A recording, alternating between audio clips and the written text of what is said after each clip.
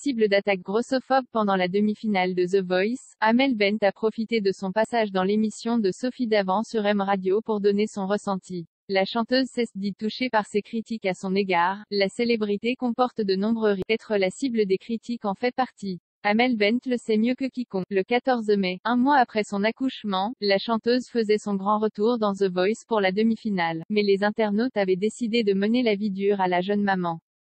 Celle qui reprenait le chemin des plateaux télé a été vivement critiquée pour son choix vestimentaire. Certains internautes ont jugé que la robe qu'elle portait ne la mettait pas en valeur. Face aux critiques grossophobes qu'elle a reçues, l'interprète de Ma Philosophie avait répondu avec classe sur Instagram le lendemain de la diffusion de l'émission. À toi grossophobe, ce n'est pas à nous de cacher nos corps, mais à toi de t'habituer à les voir tels qu'ils sont, avait-elle écrit. Un message fort qui avait fait couler beaucoup d'encre.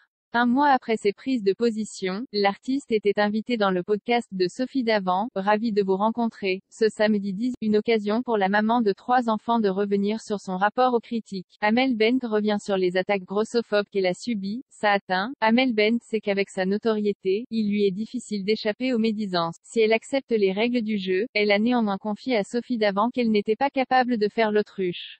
Il y a un mois, certains internautes s'en sont pris à son physique.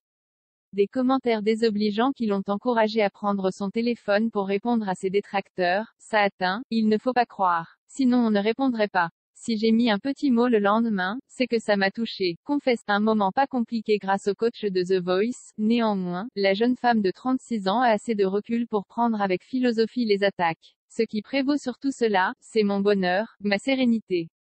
L'essentiel c'est de savoir si moi j'ai oui, donc j'ai répondu à toutes les angoisses que j'aurais pu avoir. Je me sentais belle, je me sentais bien, alors pourquoi me saper ma bonne énergie à ce moment-là?